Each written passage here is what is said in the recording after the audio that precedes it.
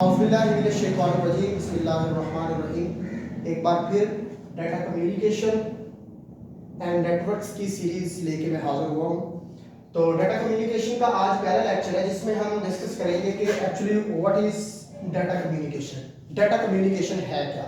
Data communication actually communication है दो words का। द फर्स्ट वर्ड जो है वो है डाटा एंड सेकंड जो है वो है कम्युनिकेशन। डाटा का मतलब क्या है? कोई से भी आपके क्या हो सकते हैं, raw facts and figures. Raw facts and figures ये एक्चुअली ये क्या है, डाटा की डेफिनेशन है। यानी कि अगर हम डाटा की बात करें तो हमारे पास डाटा कितनी किस्म का हो सकता है। टेक्स्ट फॉर्म में भी हो सकता है, ऑडियो फॉर्म में भी हो सकता है, वीडियो फॉर्म में भी हो सकता है, ग्राफिक्स भी हो सकता है। ये सारी आपकी किसकी किसमें है, डाटा की। और कम्युनिकेशन का मतलब क्या है? To communicate something to someone, मतलब कि या टू कम्युनिकेट ईच अदर, एक दूसरे के साथ कम्युनिकेट करना, एक दूसरे के साथ बातचीत करना या कोई चीज किसी को ट्रांसफर करना, ये क्या कहलाती है? हमारी कम्युनिकेशन कहलाती है। अब यहाँ पे बात कर रहे हैं डाटा कम्युनिकेशन की। तो डाटा कम्युनिकेशन क्या हो सकता है?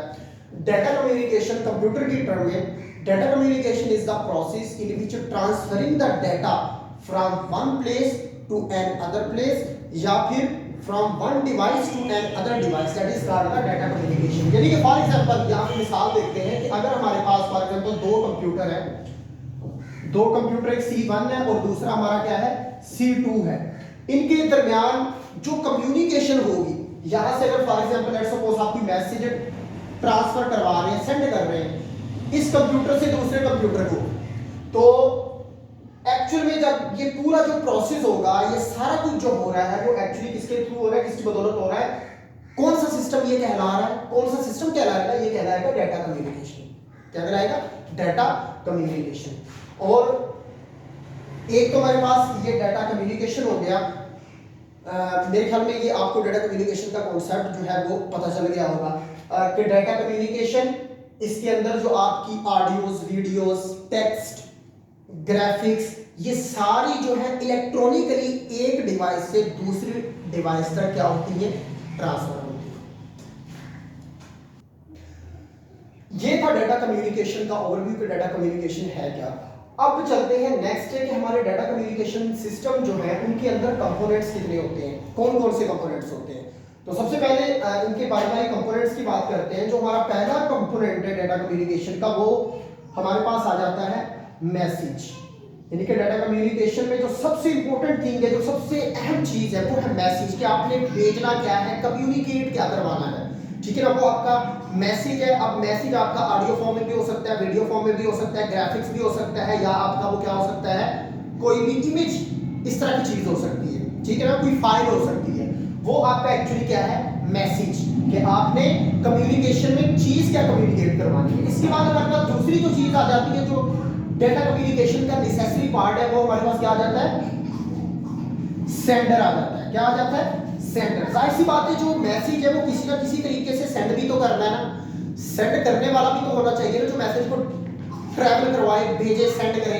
तो वो आपका दूसरा कंपोनेंट कौन सा होगा, आपका सेंडर होगा, ठीक है ना। अब सेंडर में आपका क्या हो सकता है, आपका कंप्यूटर हो सकता है। क्या हो सकता है? कंप्यूटर हो सकता है, ठीक है। ये आपका क्या है, आपका मोबाइल फोन भी हो सकता है। ये आपकी क्या है, एज अ सेंडर डिवाइसेस के तौर पे ये यूज होगा। अब सेंडर का दूसरा नाम इसे क्या कहते हैं, इसे हम ट्रांसमीटर भी बोलते हैं। क्या बोलते हैं? ट्रांसमीटर। ट्रांसमीटर यानी कि सेंड करने वाला, ट्रांसमिट करने वाला। और इसी तरह ये जो मैसेज है, मैसेज की मैंने आपको फॉर्म्स बताई है कि मैसेजेस कौन कौन सी चीजें हम भेज सकते हैं। कोई भी आपका ऑडियो, ये भी आपका मैसेज है। कोई भी आपकी वीडियो, ये भी मैसेज है। कोई भी आपकी इमेज, कोई भी टेक्स्ट, ये सारी की सारी आपकी किसमें आ जाती है, मैसेज में आ जाती है। ये कंपोनेंट है आपका डाटा कम्युनिकेशन का। इसके बाद आपका जो सेंडर है, सेंडर में आपका कोई भी मैसेज इनमें से भेजने वाला जो आ रहा, वो आपका क्या कहलाएगा, सेंडर कहलाएगा। ये एक दोनों इसके क्या है, मेन कंपोनेंट्स है। इसके अलावा जो तीसरा कंपोनेंट है, तीसरा कंपोनेंट हमारे पास आ जाता है सेंडर के बाद रिसीवर। क्या कहलाता है? रिसीवर। रिसीवर का मतलब क्या है, कबूल करने वाला। सेंडर का मतलब भेजने वाला, रिसीवर का मतलब कबूल करने वाला। अब डाटा कम्युनिकेशन सिस्टम के अंदर जो रिसीवर है, ये भी एक बहुत, इसके बगैर भी आपका डाटा कम्युनिकेशन सिस्टम जो है वो एग्जिस्ट नहीं करता। तो ये भी इसका क्या है, नेसेसरी पार्ट है। तो रिसीवर में क्या है आपका, कोई भी, जाहिर सी बात है, एक कंप्यूटर से आप किसी को मेल कर रहे हो या कोई आप टेक्स्ट मैसेजेस भेज रहे हो या आप उसको ऑडियो या वीडियो सेंड कर रहे हो, तो आगे जो है कबूल करने वाला भी कोई एक आला होगा, रिसीवर होगा, जो आपका एक्चुअली क्या कराएगा, उसे दूसरी जुबान में उसे सिंक भी कहते हैं। क्या कहते हैं, सिंक भी कहते हैं। सिंक ये क्या करेगा, आपके जो भी चीजें होगी मैसेजेस में, उसको क्या करेगा, रिसीव करेगा। यहां पे आपके रिसीवर में आपका कंप्यूटर भी हो सकता है। कंप्यूटर के बाद यहां पे जनाबे अली, कंप्यूटर के अलावा हमारे पास यहाँ पे प्रिंटर भी हो सकता है। ये सारे क्या है, एज अ क्या काम करेगी, एज अ रिसीवर काम करेगी। ये इसके हो गए 3 कंपोनेंट्स। अब इसका जो चौथा कंपोनेंट है, चौथा कंपोनेंट ये है इसका ट्रांसमिशन मीडियम। क्या है, ट्रांसमिशन मीडियम। अब ट्रांसमिशन मीडियम में हमारे पास क्या आ जाता है, ट्रांसमिशन मीडियम में हमारे पास कोई केबल आ जाती है, कोई वायरलेस आ जाती है, कोई वायरलेस कम्युनिकेशन ट्रांसमिशन मीडियम में आ जाता है। हाँ, तो ट्रांसमिशन जो है मीडियम, आपकी इसमें केबल, आपका कोई भी वायरलेस कनेक्शन हो सकता है, यानी कि सिग्नल जो जनरेट करता हो, वो आपके मतलब कि क्या करेंगे, आपका जो मैसेज है वो आपके सेंडर से रिसीवर तक क्या करेंगे, मुंतकिल करेंगे। जिस तरह से आप देख लें कि मैं यहाँ पे क्या कर रहा हूँ, कम्युनिकेट कर रहा हूँ आप लोगों के साथ, आपको लेक्चर डिलीवर कर रहा हूँ, तो मैं यहाँ पे मेरा रोल जो है वो एज अ सेंडर है, और आप जो है सुन रहे हैं मुझे, आप जो है यहाँ पे एज अ रिसीवर जो है मौजूद हो, यहाँ पे इस सिस्टम के अंदर एज अ रिसीवर के तौर पे काम कर रहे हो। तो आप देखिए मेरी आवाज आप तक पहुंच रही है, ये किसकी बदौलत पहुंच रही है, ये कोई ना कोई बीच में मीडियम इस्तेमाल हो रहा है जो मेरी आवाज आप लोगों तक पहुंचा रहा है। तो वो मीडियम कौन सा है, वो यहाँ पे इस टाइम मौजूद है एयर, हवा के जरिए में मेरी जो वॉइस है वो आप तक पहुंच रही है। ठीक है, तो इसी तरह जो है ये जो डाटा कम्युनिकेशन सिस्टम है, बल्कि कोई भी जो इंजीनियरिंग की कोई भी चीज जो है वो बनाई गई है, वो एक्चुअली रियल फैक्ट्स देख के उनको क्या बनाया जाता है। अब यहाँ जो है ये भी इसी तरह ये सिस्टम डिजाइन किया गया है कि कैसे मतलब के आर्टिफिशियली मसनूई तौर पर जो है कैसे मतलब के मैसेजेस हमारा जाना चाहिए और आगे रिसीव हो, और फिर जो है वो अगर सेंड करे तो हमें कैसे रिसीव हो। तो इसके बीच में क्या है, केबल या कोई भी एक वायरलेस कनेक्शन हो सकता है। तो ये जो ट्रांसमिशन मीडियम। अब पांचवा जो इसका मेन कंपोनेंट है, वो पांचवा जो कंपोनेंट है वो हमारे पास यहाँ पे कोई भी प्रोटोकॉल हो सकता है, प्रोटोकॉल। अब प्रोटोकॉल ये है कि हमारे पास देखिए इंटरनेट के बगैर जो है क्या हम किसी को ईमेल कर सकते हैं, किसी को मैसेज या व्हाट्सएप कर सकते हैं। इंटरनेट एक क्या है, नेसेसरी चीज है। तो एक्चुअली इंटरनेट हमें क्या है, एक प्रोटोकॉल देता है। किस चीज का प्रोटोकॉल देता है, सेंडर को भी प्रोटोकॉल देता है, उधर से रिसीवर को भी प्रोटोकॉल, सेट ऑफ रूल्स दे रहा होता है। ठीक है ना, उसकी बदौलत जो है क्या आपके हो रहे होते हैं, सेट ऑफ रूल्स जो है, रूल्स को फॉलो करते हुए आपके मैसेजेस एक जगह से दूसरी जगह ट्रांसफर हो रहे होते हैं। तो वो आपका क्या है, प्रोटोकॉल। प्रोटोकॉल क्या है, एक्चुअली सेट ऑफ रूल्स होते हैं, सेट ऑफ रूल्स। तो ये इसका जो है पांचवा कंपोनेंट। और छठा जो इसका कंपोनेंट है वो है encoder and decoder. Encoder and decoder. Encoder and decoder ये है, इनकोडर का मतलब क्या है, सबसे पहले इनकोडर का मतलब है कि कोई भी चीज कोडेड फॉर्म में सेंड करना। यानी कि कोई भी आपका मैसेज होगा वो कैसे जाएगा, वो किसी ना किसी, ताकि कोई इसको रीड ना कर सके, आपका प्राइवेट थिंग होती है ना, कोई भी आपने मैसेज भेजना होता है तो वो कोडेड फॉर्म में जाता है। और डीकोडेड भी क्या है, वही जब एक रिसीवर के पास पहुंचता है तो वहां पे एज अ उस मैसेज को जो है ब्रेक करके दोबारा जो ओरिजिनल फॉर्म है, ओरिजिनल फॉर्म में वो आपका मैसेज आ जाता है, जिसमें मतलब कि उस पूरे मैसेज को क्या कर दिया जाता है, डीकोड कर दिया जाता है। तो ये क्या है, इनकोडर एंड डीकोडर। ये भी क्या है, एक नेसेसरी कंपोनेंट है किसके, आपके डाटा कम्युनिकेशन सिस्टम के।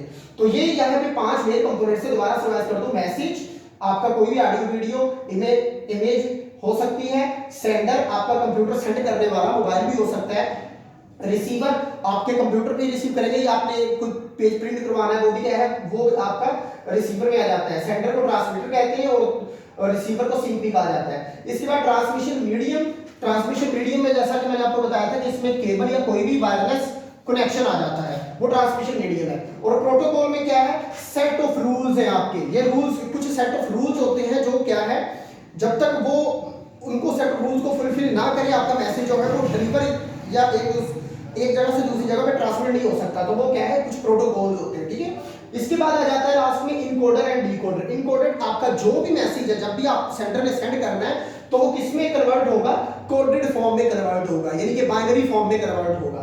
तो जो इनकोडर होता है ये एक ऐसी डिवाइस है जो आपके मैसेज को किस में, एक कोडेड फॉर्म में कन्वर्ट करती है, ठीक है ना। और फिर जो है सेंडर उसे क्या करता है, सेंड करता है और वो चला जाता है। सेंडर ने जब सेंड किया वो कोडेड फॉर्म में तब्दील हुई और क्या, ट्रैवल कर गया, मैसेज आपका चला गया। फिर उसके बाद जब रिसीवर के पास जाता है तो जाहिर सी बात है रिसीवर को अगर कोडेड फॉर्म ही मिली तो उसको तो समझ में नहीं आएगा, ठीक है ना। यानी कि फॉर एग्जांपल लेट्स सपोज आपने लिखा है हाउ आर यू आपने सेंड किया है किसी को, तो ये ऐसे ही नहीं जाएगा सेंडर की तरफ से, इसकी कोई ना कोई बाइनरी फॉर्म बनेगी। तो ये जो बाइनरी फॉर्म है ये क्या कहलाती है, ये कोडेड फॉर्म कहलाती है। ये आपकी कम्युनिकेशन मीडियम सिग्नल के थ्रू, सिग्नल्स के जरिए या इसमें जो है तार के जरिए, केबल के जरिए ये ट्रैवल होगी केबल में से। और जब ये रिसीवर को मिलेगी, अगर तो रिसीवर को इसी फॉर्म में मिलेगी वो तो अंडरस्टैंड इसे नहीं कर पाएगा, वो इसको अंडरस्टैंड नहीं कर पाएगा। फिर क्या होगा, इसको दोबारा से एक डिवाइस है डिकोडर इसको क्या है, ओरिजिनल फॉर्म में कन्वर्ट करेगी, किसमें, इसको ब्रेक करेगी, ब्रेक करके हाउ आर यू बना के आपको क्या है, डिस्प्ले की सूरत में आपको दिखाई देगा। तो ये जो है काम इनकोडर और डिकोडर का है। तो ये थे सारे इसके कंपोनेंट्स में। एक और बात बताता चलूं कि कंपोनेंट्स को समटाइम क्या कहा जाता है, एलिमेंट्स भी कहा जाता है, यानी कि डाटा कम्युनिकेशन के एलिमेंट्स हैं। और ये नेसेसरी एलिमेंट्स और जो जरूरी एलिमेंट्स हैं ये मैंने आप लोगों के साथ यहाँ पे अभी बताए। तो नेक्स्ट हम देखते हैं, हाँ भाई अब हम बात करते हैं डाटा कम्युनिकेशन सिस्टम की कैरेक्टरिस्टिक्स के बारे में। अच्छा एक बात याद रखनी है कि डाटा कम्युनिकेशन का सिस्टम जहां पे भी होगा उसके अंदर दो चीजें लाजमी होंगी। नंबर वन, एक तो सॉफ्टवेयर और नंबर टू हार्डवेयर। इसके बगैर आपका डाटा कम्युनिकेशन सिस्टम जो है समझ लो कि है ही नहीं, एग्जिस्ट ही नहीं करता। ये दोनों चीजें नेसेसरी है, होनी चाहिए, ठीक है। अब डाटा कम्युनिकेशन की जो डाटा कम्युनिकेशन सिस्टम की जो इफेक्टिवनेस है वो, उसकी जो कैरेक्टरिस्टिक्स है वो क्या क्या हो सकती है, उसकी इफेक्टिवनेस जो कैरेक्टरिस्टिक्स है वो आपके पास सबसे पहले आ जाती है आपकी उसकी क्या है, डिलीवरी। जो भी आपने डाटा सेंड किया है उसकी जो डिलीवरी का बहुत रोल है, ठीक है। दूसरे नंबर पे ये मैं सबको बारी बारी एक्सप्लेन करूंगा, लेकिन पहले मैं आपको बता दूं कि इसकी कैरेक्टरिस्टिक्स में कौन कौन सी चीजें आ जाती हैं। दूसरे नंबर पे हमारे पास इसकी क्या चीज आ जाती है, एक्यूरेसी। तीसरे नंबर पे हमारे पास आ जाती है टाइमलीनेस, ठीक है। चौथे नंबर पे हमारे पास जो चीज आ जाती है वो क्या है, तो जो चौथी इसका मेन कैरेक्टरिस्टिक्स है वो है जिटर, ठीक हो गया। अब इन चारों को बारी बारी देख लेते हैं। डिलीवर का मतलब क्या है, डिलीवरी का मतलब क्या है कि जो भी आपका डाटा किसी एक कंप्यूटर से C1 से C2 की तरफ ट्रांसफर हो रहा है या आप सेंड कर रहे हैं, तो वो डाटा जो है फॉर एग्जांपल दूसरी रिसीवर साइड के ऊपर तीन कंप्यूटर है, समझ लो 3 कंप्यूटर है। लेट्स सपोज आप C1 से डाटा ट्रांसफर कर रहे हैं, ये आपका as a sender role play कर रहा है, ये सारे आपके एज अ रिसीवर के तौर पे काम कर रहे हैं। तो यहां से अगर आपने एक डाटा सेंड किया है कंप्यूटर 3 को, तो कंप्यूटर 3 तक जो डाटा आपने सेंड किया है वो कंप्यूटर C3 को ही जाना चाहिए। इससे मतलब कि ये आपका C3 डेस्टिनेशन है ना, जहां पे आप डाटा आपने सेंड किया है तो वहां पे ही जाना चाहिए, इससे हटके किसी और के पास डाटा नहीं जाना चाहिए। एक्चुअली ये इसकी अगर तो C1 ने जो डाटा सेंड किया हुआ है C3 तक जाएगा एग्जैक्ट उसी डेस्टिनेशन के ऊपर जिसके ऊपर सेंड किया गया है, तो ये इसका मतलब क्या है कि यहाँ पे जो डाटा है वो बिल्कुल क्या है, करेक्ट डेस्टिनेशन पे जा रहा है। तो ये इसकी एक क्या है, मेन कैरेक्टरिस्टिक्स है, यानी कि डाटा की डिलीवरी, ठीक हो गया। इसके बाद अगली जो चीज है वो है एक्यूरेसी। एक्यूरेसी का मतलब क्या है, दुरुस्तगी, यानी कि डाटा आपका शुड बी एक्यूरेट, ठीक है ना। डाटा आपका जो है, जो अपने डाटा अब यहाँ पे जो डाटा आपका पहुंच रहा है वो आपका क्या होना चाहिए। अगर फॉर एग्जांपल आपने कोई टेक्स्ट मैसेज भी भेजा है हाउ आर यू, तो ऐसा ना हो इसमें से कोई आर गायब हो जाए या यू गायब हो जाए या इनमें से स्पेलिंग आगे पीछे हो जाए, वो थोड़ा सा बेतरतीबा सा करके वहां पे रिप्रेजेंट करे डाटा, ऐसा नहीं होना चाहिए। डाटा जो आपने सेंड किया है आपके जो रिसीवर जो है उसको वही डाटा मिलना चाहिए। तो ये आपका क्या कहलाता है, एक्चुअली ये आपकी इसकी कौन सी कैरेक्टरिस्टिक्स होगी। अगर बिल्कुल करेक्ट डाटा मिला ये आपका क्या रहेगा, एक्यूरेसी। फिर उसके बाद आ जाता है टाइमलीनेस। टाइमलीनेस का मतलब क्या है कि जो भी आपने डाटा ट्रांसफर किया है अगर उसको लग रहा है, अगर उसको टाइम लग रहा है 1 मिली सेकंड, तो 1 मिली सेकंड के अंदर अंदर ही आपका डाटा रिसीवर तक पहुंचना चाहिए। अगर उसी टाइम के अंदर आपका डाटा पहुंच जाता है इसका मतलब ये है कि आपका डाटा कम्युनिकेशन सिस्टम जो है वो बिल्कुल टाइमलीनेस है, यानी कि इसकी ये खसूसियत है कि डाटा भी इसके अंदर जितने सेकंड लग रहे हैं, जितने इसको सेकंड्स चाहिए जाने में उतना ही टाइम ले रहा है, ये इसका टाइमलीनेस है। अब जिटर जो है, जिटर का मतलब ये है कि आपका फॉर एग्जांपल यहां पे एक डाटा है उसको 20 मिली सेकंड चाहिए रिसीवर तक पहुंचने के लिए, यानी कि 20 मिली सेकंड ले रहा है वो वहां डेस्टिनेशन तक पहुंचने के लिए। अगर उस 20 सेकंड्स में थोड़ा सा ऊपर की तरफ या नीचे की तरफ डिले आ जाए तो वो जो डिले है वो एक्चुअली क्या कहलाता है, आपका जिटर कहलाता है। ठीक हो गया, यानी कि 20 सेकंड में अगर वो एक ऑडियो फाइल आपने सेंड की है, वो ऑडियो फाइल आपकी उसकी तरफ सेंड की गई है तो 20 सेकंड उसको रिसीवर तक पहुंचने के लिए चाहिए थे, लेकिन वो क्या है कुछ उसके जो है पैकेट्स रिसीव हो रहे हैं 30 सेकंड्स में और कुछ रिसीव हो रहे हैं कितने सेकंड्स में, 15 सेकंड्स में। तो डाटा तो पहुंच जाएगा लेकिन उसकी जो क्वालिटी है डाटा की वो मुतासिर होगी। तो ये जो प्रोसेस है ये आपका क्या कहलाता है, एक्चुअली जो वेरिएशन आ रही है, वेरिएशन जो है एक्चुअली ये आपकी क्या कहलाती है, ये आपकी जिटर कहलाती है। समझ आ गई है। तो ये जिटर यानी कि जिस तरह से आप कोई इमेज भेजते हैं, आपने एक डीएसएलआर कैमरे की मदद से एक तस्वीर बनाई, उसका बहुत रिजल्ट अच्छा आया, लेकिन अब आपने किसी व्हाट्सएप के जरिए या सोशल मीडिया पे अपलोड की आपने, तो आपने देखा कि उसकी क्वालिटी मुतासिर हुई है, कि वो क्वालिटी जो उसके जरिए मतलब कि की थी डीएसएलआर की बदौलत जो क्वालिटी थी वो क्वालिटी नहीं रही, बल्कि सोशल मीडिया पे जब आपने अपलोड की उसकी क्वालिटी जो है वो क्या हो गई, रिड्यूस हो गई, उसके पिक्सल जो है वो फटना शुरू हो गए। तो एक्चुअली ये क्या है, उसके अंदर वेरिएशन आती है, क्योंकि वेरिएशंस हो जाती है तो उसे एक्चुअली क्या कहते हैं, हम कौन सी टर्म उसको यूज करते हैं, उसके लिए जिटर यूज करते हैं। तो आज की इस लेक्चर में, पहले लेक्चर में हमने डाटा कम्युनिकेशन का इंट्रोडक्शन हमने देखा कि डाटा कम्युनिकेशन है क्या और इसके कंपोनेंट्स कौन कौन से होते हैं, ठीक है, और इसके अलावा इसकी कैरेक्टरिस्टिक्स क्या होती है। डाटा कम्युनिकेशन के बारे में बता दिया, कंपोनेंट्स इसके ये सामने लिस्ट थी कि message, sender, receiver, transmission medium, protocol और एनकोडर एंड डिकोडर, ये इसके क्या है कंपोनेंट्स और इनको एलिमेंट्स भी कहा जाता है।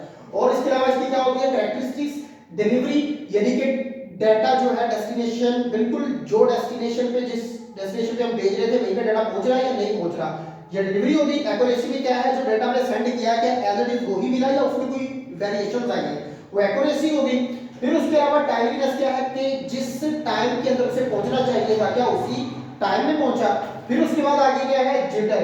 जिटर में क्या होता है कि आपके डाटा के अंदर अगर कोई वेरिएशन आ रही है तो वेरिएशन वो आपकी क्या कहलाएगी, जिटर कहलाएगी। तो अगर आपको इसमें से लेक्चर में से कुछ भी सीखने को अगर मिला है तो आप अपने फ्रेंड्स के साथ भी शेयर करें ताकि उनका भी फायदा हो सके, और आगे मजीद लेक्चर्स के लिए आप मेरे साथ जुड़े रहिए। तब तक के लिए खुदा हाफिज़।